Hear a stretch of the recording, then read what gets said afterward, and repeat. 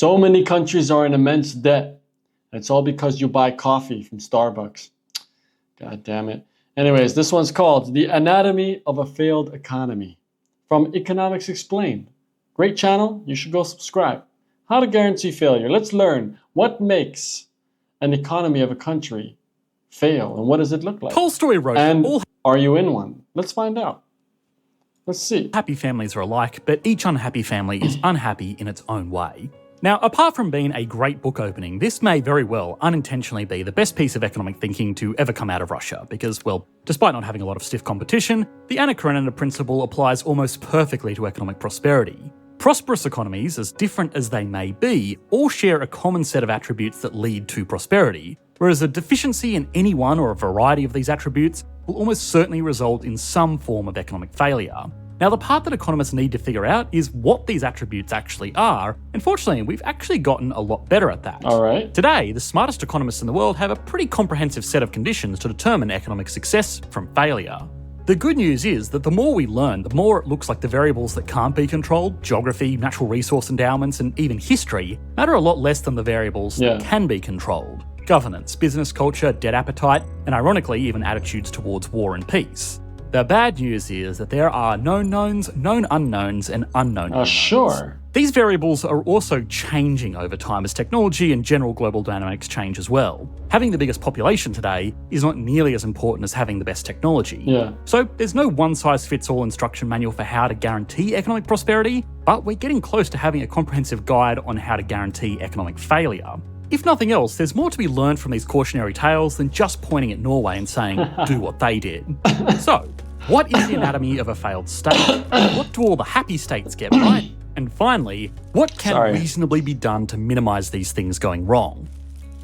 To kick off this video, just be Norway, is I want to thank Storyblocks, today's sponsor, and honestly a service we've relied on to make videos like this one possible. Check it out. Let's say for this video we need footage of Wall Street. We simply type in a keyword and Storyblocks gives us access to a massive library of 4K and HD video, music templates, sound effects, and more. You pay one set price and get unlimited access to all of these, no hidden fees and no surprises. Our editors love it because it's easy to experiment. They download a variety of clips, test them out, and edit and find out which one works best. There are even templates for After Effects, Premiere Pro, and DaVinci Resolve to help you with your animations. If you want to make your own videos, time saver. Without Storyblocks, we wouldn't be able to deliver videos at the quality you've come to expect. And since everything is 100% royalty-free, we never have to worry about licensing issues. It's all ready to go. Nice. We've been loyal customers of Storyblocks for years, so we're thrilled now to have them on board as a sponsor. We can truly recommend their services. They're the cheapest way to get all of this great stuff you need for video creation. To get started with unlimited stock media downloads at one set price, head to storyblocks.com/economicsexplained or click the link in the description. Help them out if you want to become your own YouTuber. Jared Diamond popularized the Anna Karenina principle in Guns, Germs, and Steel using animals, specifically how they can or cannot be domesticated, and explaining why so few manage to be tamed and propagated throughout human history, ultimately coming up with 6 key reasons for failure.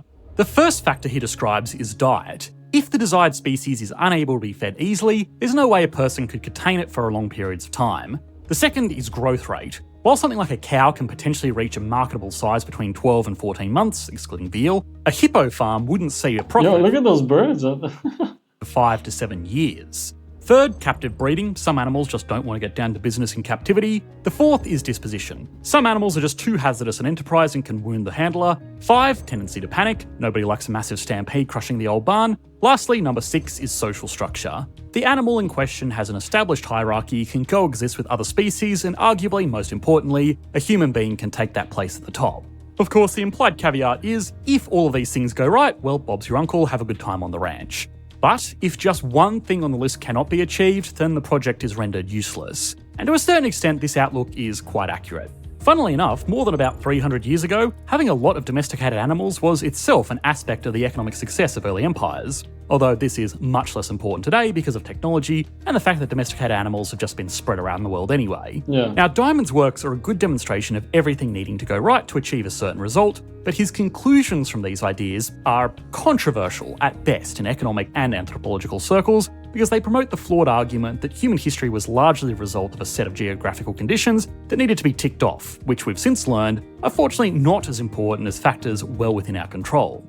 Something that we've already looked at on this channel is the work of this year's Nobel laureates Darren Acemoglu, Simon Johnson and James A. Robinson, and how institutions can systematically make or break an economy. Well, yeah. In order for a state to function properly, according to award-winning works like Why Nations Fail, it must possess non-extractive institutions, rule of law, stable governance, and proper access to healthcare and education. To understand how a state starts to fail, it's important to look at how some highlighted countries' institutions are used improperly, resulting in long-term devastation that has lasted for dozens, if not hundreds of years. One nation referenced in the aforementioned economist book is Barbados, a now independent member of the British Commonwealth located in the Caribbean East.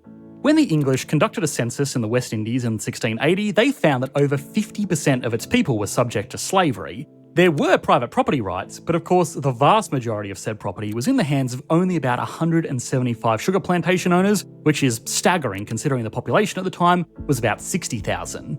To make matters worse, while there was a rule of law, it was partial to those with the lion's share of the capital. Most of those with military power and positions in the legal system were held by officials who owned these plantations. Yo, whoever did that, is that from Storyblocks too? They got the birds swinging like that through. Oh my god, that's a deal. You should sign up to their Storyblocks just for this video, man. And this led to devastating economic effects for a majority of the country. Even after abolition, labour rights were not clearly defined, and Barbados had an apprenticeship system that still encouraged forced labour. It wasn't until 1966, when the nation was finally independent, that it started to heal, spending $15 billion on education to date, matching UK literacy rates by the 80s. With a more open market, as well as assistance from the IMF to get off the ground, the country saw real improvements. It's still a work in progress, however, the institutional overhaul has yielded positive results. But independence by itself by no means is a catalyst for proper institutions. Plenty of countries addressed on this channel have gained their independence in just the last century, and yet there are those that fall into the same patterns of extraction and poor governance, something that's often found in Latin America as well as the African continent. The Congo is a perfect example. Unlike Barbados, with its precarious island location that must rely heavily on imports, the Congo fits the criteria of Jared Diamond's sentiments in Guns, Germs and Steel. The country is packed with natural resources that dwarf many other regions of its size, possessing diamonds, gold, copper and plenty of dinosaur juice to make profitable industries for its people. Yet, after a coup in 1965, government leadership spent vast sums of money on a palace nicknamed the Versailles of the Jungle, a massive airport for the elite, as well as assets abroad in Europe, like large castles and tracts of property in Brussels. Just crazy. Domestically, foreign assets were seized during the consolidation of power, while property rights were virtually non-existent, only temporarily available to those in the inner circle. There are plenty of horrific details that cannot be shared here on YouTube, but needless to say, while the Congo was rich in resources and had lots of tools at their disposal, including foreign aid, the shell of institutions left by colonialism were used to extract wealth for the few. The law was used as a weapon against the people, and around 2 million were suffering from serious malnutrition. The mishandling of the economy led to a 4,400% inflation rate. That's Even those insane. in civil service couldn't afford to feed their It's families. like in 2 years. Oh my, sometimes I forget how quick these things can happen, right? And I know a lot of people think that it's not going to happen to our country, whatever it is. Sometimes it just goes off the rails and everything you've saved up or whatever is just nothing all of a sudden. How insane is that? Imagine that. We hold on to things so tightly, and in just 1 year, all that stuff you have could be meaningless. That is insane. I mean, I pray for the day that Africa can organize itself somehow. There is so much that could come out of that continent, and it keeps getting roadblocked. Yeah. 1 month's salary So much was only about potential. half the amount required for a week's worth of flour. Today, the pattern continues. The Democratic Republic of the Congo specifically still bears the burden of these institutional failures. From life expectancy to income to education. That life expectancy compared, that's something else. United Kingdom has 80, and it's almost half. What could have been a global treasure stands as one of the worst economic tragedies of the 21st century. Of course, many see this as the inevitable consequence of over-authoritarian governance, which to an extent it is. But there have been cases where countries with similar origin stories managed to transform into highly functional economies with institutional success. The most pronounced example of this would be South Korea, especially compared to its not-so-hospitable brother. Yeah. Both nations, formed after the Korean War, had extremely authoritarian governments with, at least at the time, similar cultures, customs, and shared history. But by the 1960s, they had embraced entirely different economic policies. South Korea, with US aid, really only made a few small changes. Industrialisation was government-led through massive hand-picked conglomerates. However, they democratised, opened themselves up to international trade, invested heavily in education, and made sure property rights were protected. I guess South Korea is in itself a great example of what this whole video is about, right? It's not just geography, considering they're so close to each other, but one became radically different than the other, just based on, in some sense, governance or whatever methods have been used. That's, yeah. To be clear, there are a number of things that South Korea has struggled with. Sure. And we recently made an entire video on that, so we don't want to repeat too much Damn. here. But even from What a very title. similar starting positions, just a few changes to encourage, protect, and reward productivity made it unrecognisable by comparison. And while Acemoglu and Robinson I themselves think that's the thing, right? Reward productivity and you'll see things move quickly. That's definitely one of them, I'm sure. admit that North Korea's economic failures are unmeasurable, the difference can literally be seen from space. Yeah. So it's safe to say, in order to make a happy economy, happy people are required. People have the right to explore opportunities with institutional certainty to allow them to take risks for the betterment of the country as a whole. This becomes particularly important when external shocks like natural or man-made disasters occur. These are unfortunately a little bit more outside of our control. Strong institutions can be held to weather these shocks, but some natural disasters have been the turning point in a lot of major economies. In 1970, the Bowler cyclone, which is still the deadliest natural disaster in recorded history, hit East Pakistan and West Bengal. Despite being a freak storm in its own right, the reason it was so bad is because of the failures in the economic system it exposed. Government response was slow, and foreign efforts to provide aid were held back by the Indian government and the government centre of Pakistan itself in the west, which led to widespread starvation and public unrest. This, amongst other underlying issues, was responsible for the formation of Bangladesh as its own independent country. The takeaway here is that a failed state can often be institutionally rotten for a long time, but this makes them incredibly susceptible to big, uncontrollable shocks like this when they come along. And that is unfortunately becoming more relevant for a particular type of man-made shock. War, which, despite the old adage, has actually changed, at least so far as its effects on economic systems. Empires of old used to be able to gain economic advantage through conquest, but these days it's not really worth it. This is because mechanised war is unbelievably expensive in the modern era and massively more devastating. It's also really hard to capture ground even with a largely overwhelming force. Global appetite for war of conquest is also a thing of the past, and countries are much more likely to lose more from sanctions than they are to gain anything from whatever territory they capture. Moreover, natural resources are by no means a guarantee of success like they were back in the days of mercantilism. The reason the world is so wealthy today is because of capital accumulation, mostly in the form of technology, not exclusively land or manpower like it was in the pre-industrial revolution. Getting cut off from that capital means it's really hard to make wars make sense for economic reasons. Fortunately, although it may not seem like it, we are still largely living through a peaceful period of history. But clearly there are still major global powers willing to conduct wars even though they realise it can't be economically justified. There are some big examples deeply covered by the media, but one of the issues overshadowed by these is the ongoing conflict in Yemen that erupted violently in 2014. Years prior, approximately 850,000 Yemenis returned from neighbouring Persian Gulf states, suffering from acute inflation, monetary instability, and a 20% absolute poverty rate. The nation subsequently imploded, triggering a civil conflict, leading to it becoming a battleground for a proxy war. Regardless of who ends up winning, beyond the horrors of these decisions, the loss far exceeds any foreseen economic benefit. Now, it's clearly naive to assume that any modern conflicts are really fought for economic reasons, but it's still important to remove any doubt that they can, at the very least, be economically justified. With an estimated cumulative loss of $126 billion, it's undeniable that the more logical approach would be to work together to form a cohesive whole and broker a peace deal. But it doesn't appear to be any indication that that is possible. The best to come out of this tension is the occasional ceasefire. All of this is to say that countries do have other variables that make the problems they face more complex. That said, in the end, no person or country wants to be wrong, right? And that's the difficulty with finding a peace agreement or some form of truce or agreement between two entities. Yeah, and you see it a lot with the US right now. Like they're willing to go to war with Iran, which they're bombing Yemen. It's just never ending, right? And that's another story, man. I'm not going to go into it, but in the end, it becomes difficult because everyone believes they're right and they have an ego, and finding that diplomacy between two countries, especially mega countries, is sometimes only found because of the consequence of what would happen if you don't. And if there's not much consequence, you can go ahead with your ego-driven decision. which it feels like populations don't vote for anymore, right? It's just some president suddenly thinking, hey, let's do this, and no one actually even thinks about that country. So, bad state of affairs, for sure.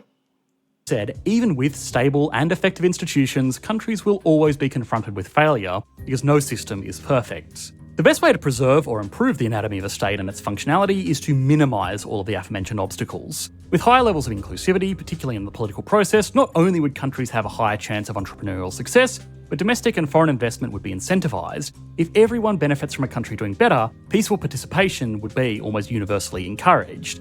If extraction wasn't the primary method of accumulating wealth, the government and its people wouldn't be inclined to bribe or seek connections through unethical means, lowering the chances of widespread corruption. Once these businesses and assets are ethically acquired, they need to be protected by law and order. Yeah. This builds confidence in both the producer and consumer, allowing people to operate with confidence that things won't fall apart at the drop of a hat. In order to even get this far, the population driving the economy must be educated, and that means education for all, not just a few, as the latter leaves a nation susceptible to crippling brain drain. That's much less likely to happen if knowledge and skills are spread equitably, and that's really the essence of the solution.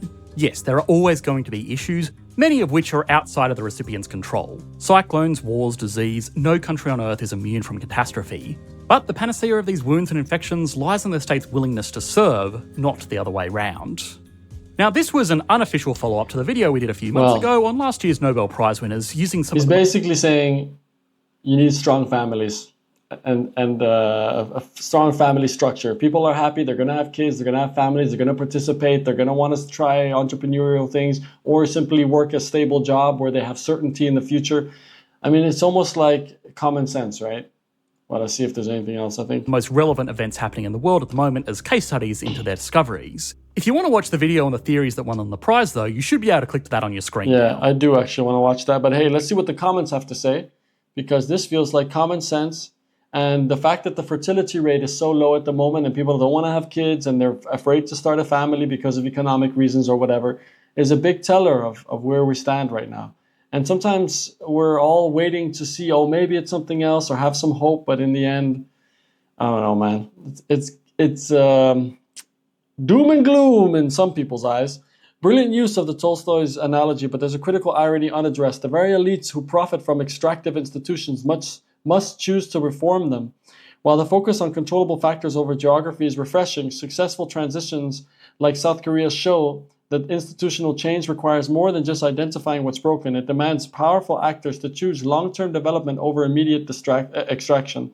That's the real puzzle of state failure. I mean, that's a good point as well. Yeah, that's a good point.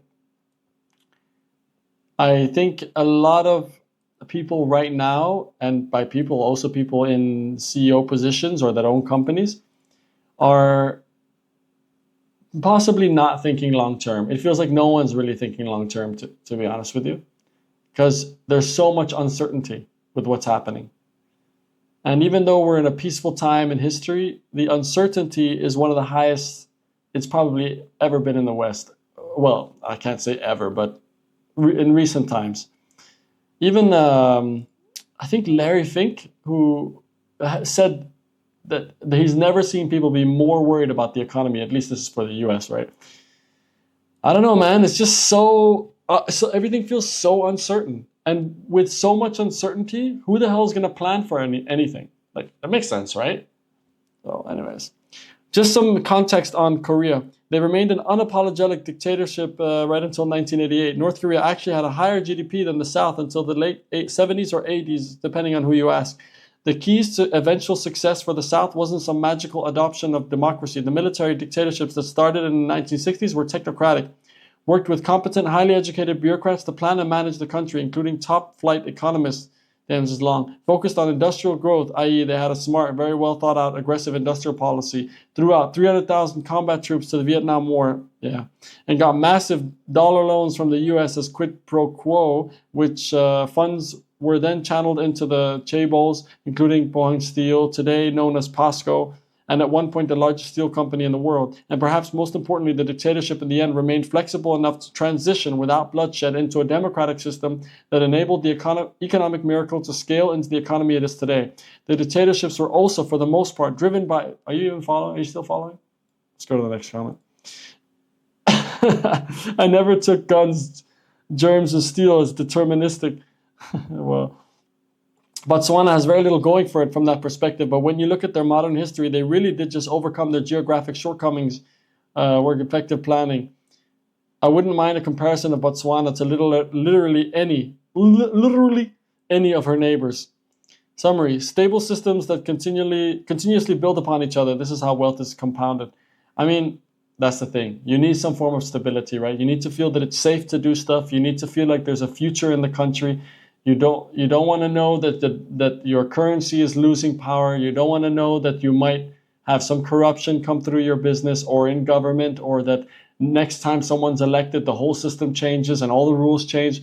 Nothing can grow in such a standard, and I feel like the U.S. is a lot in that regard right now.